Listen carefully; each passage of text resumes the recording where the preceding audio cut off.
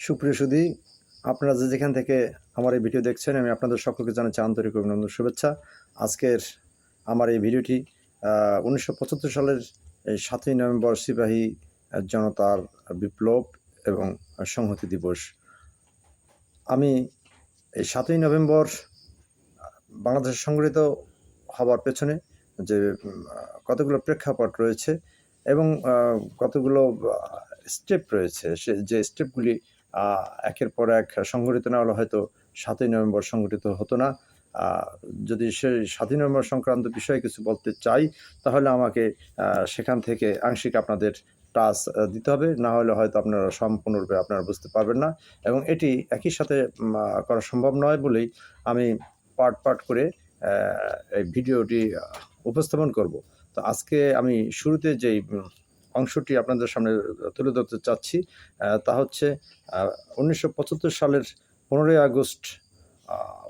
পট পরিবর্তনের পরে colonel Rashid, colonel Farooq, major Dalim, captain Majed, রিসালদার মুসলিউদ্দিন গংদের যে অভ্যুত্থান ছিল, সেই অভ্যুত্থানের মাধ্যমে তৎকালীন শেখ মুজিবুর রহমান সরকারকে হটিয়ে তারা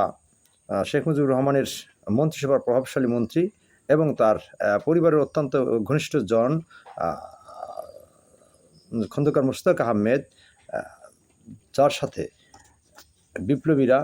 বিপ্লব ঘটাবার পূর্বেই আলোচনা সাপেক্ষে তাকে রাষ্ট্রপতি নিয়োগ সংক্রান্ত বিষয়ে রাজি করিয়ে তারা সেই দিন বিপ্লব ঘটিয়েছিল এবং সে বিপ্লব পরবর্তী তাকে বাংলাদেশের রাষ্ট্রীয় ক্ষমতায় অধিষ্ঠিত করেছিলেন। রাষ্ট্রীয় ক্ষমতা অধিষ্ঠিত করে তৎকালীন সময়ের এই বিপ্লবী কর্নেল রশিদ ফারুক গং তারা বঙ্গভবনে অবস্থান গ্রহণ করে। সেখান থেকে তারা বাংলাদেশ সেনাবাহিনীর হেডকোয়ার্টার সহ সকল স্তরে তারা দাপটের সাথে নিজেদের ক্ষমতা প্রয়োগ করতে থাকেন, যেটি তৎকালীন সময়ের আওয়ামীপন্থী যে সকল সেনা কর্মকর্তারা ছিলেন তারা সেটি মেনে নিতে পারেননি, যার ফলশ্রুতিতে 1975 সালের 3রা নভেম্বর তৎকালীন সময়ের ব্রিগেডিয়ার জেনারেল খালেদ মোশাররফের নেতৃত্বে কর্নেল সাফায়াত জামিল, কর্নেল হুদা হায়দার গং তাদের সহযোগিতায় সেই দিন বিনা রক্তপাতে বাংলাদেশে দ্বিতীয়বার সেনা অভ্যুত্থান ঘটেছিল, যেই অভ্যুত্থানে কোনো রক্তপাত ঘটেনি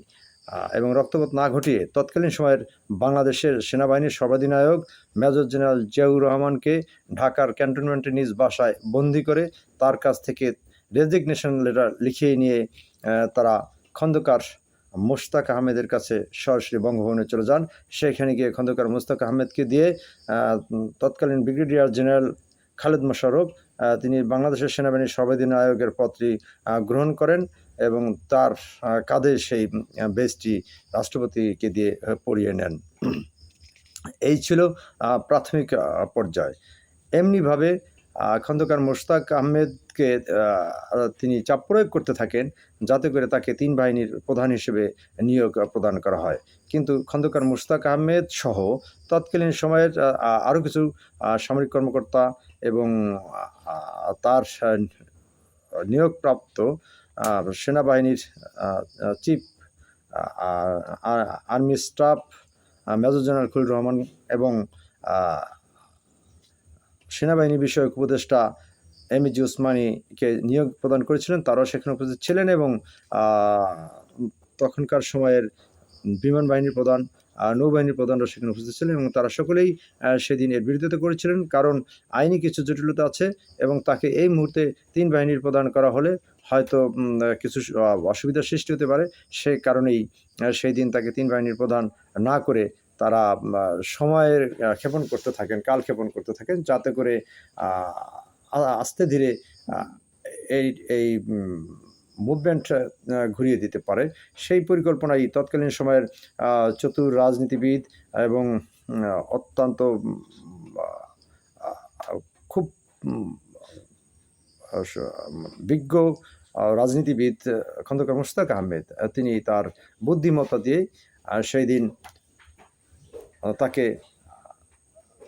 ক্ষণিক সময়ের জন্য হলেও স্টপ করতে পেরেছিলেন, দমিয়ে রাখতে পেরেছিলেন এবং পরবর্তীতে তিনি বুঝতে পেরেছিলেন যে এখনকার যে প্রেক্ষাপট, সেই প্রেক্ষাপটে যদি আমি জেলখানা যে চার নেতা, জাতীয় যে চার নেতা বন্দী রয়েছে, তাদেরকে যদি বাঁচিয়ে রাখি তাহলে হয়তো আমার পরবর্তীতে গদি টিকে নাও থাকতে পারে। তার গদি টিকাবার জন্য এই চার নেতাকে তিনি তার বিশ্বস্ত যে সেনা কর্মকর্তা ছিলেন তাদের মধ্য থেকে কয়েকজনকে জেলখানায় পাঠিয়েছিলেন তাদেরকে হত্যা করবার জন্য। কিন্তু সেখানে জেলখানায় বাদ স্বাধীন জেলখানার যিনি জেলা ছিলেন তিনি তাদেরকে প্রবেশ করতে দেননি, যার ফলশ্রুতিতে তারা রাষ্ট্রপতির নিকট টেলিফোন করলে রাষ্ট্রপতি তৎকালীন জেলারকে তাদের ভিতরে প্রবেশ করবার জন্য অনুমতি দেওয়ার জন্য নির্দেশ প্রদান করেছিলেন এবং তিনি পরবর্তীতে রাষ্ট্রপতির নির্দেশ মোতাবেক তাদেরকে ভিতরে প্রবেশ করার নির্দেশ দেন, অনুমতি দেন এবং সেই মোতাবেক জেলখানার ভিতরে প্রবেশ করে তৎকালীন সময় জাতীয় যে চার নেতা তাদেরকে তিনি সেদিন হত্যা করিয়েছিলেন এই খন্দকার মোশতাক আহমেদ। এবং সেই সাথে ব্রিগেডিয়ার খালেদ মোশাররফ, পরবর্তীতে যিনি মেজর জেনারেল হয়েছিলেন, সেই মেজর জেনারেল খালেদ মোশাররফ বাংলাদেশের যে অবস্থান করছিলেন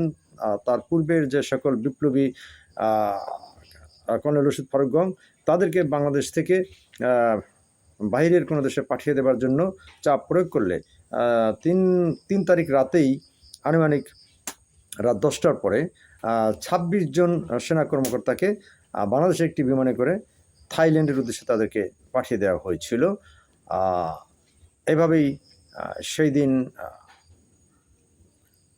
অর্থাৎ 3 তারিখ পর্যন্ত তাদের এতটুকু পর্যন্তই কার্যক্রম এগিয়েছিল। আমি আজকের মতো এটুকুই বলে এখানে শেষ করছি এবং আগামী এপিসোড সামনে যেটি রয়েছে সেটিতে আমি আরও বিস্তারিত আপনাদের সাথে শেয়ার করব, আলোচনা করব, সেটি দেখার অনুরোধ রেখে আজকের মতো আমি এখানে শেষ করছি। আপনাদের সকলের সুস্বাস্থ্য এবং দীর্ঘ কামনা করে শেষ করছি। খোদা হাফেজ। বাংলাদেশ জিন্দাবাদ। আসসালামু আলাইকুম।